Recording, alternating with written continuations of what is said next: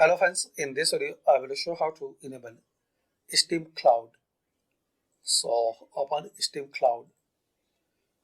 So once you open Steam, click on this first Steam in this left side top corner, then settings. Now here click on Cloud and make sure you enable this option. Check this box, enable Steam Cloud synchronization for applications which support it. So make sure some application and games not support sync, but almost popular games support.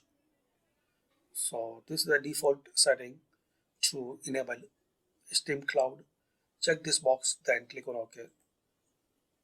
Now click on Library to save your games in Steam Cloud.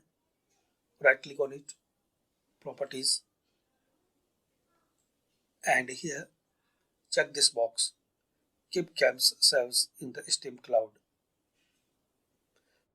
Close it. So this way you can enable Steam Cloud. Thanks for watching.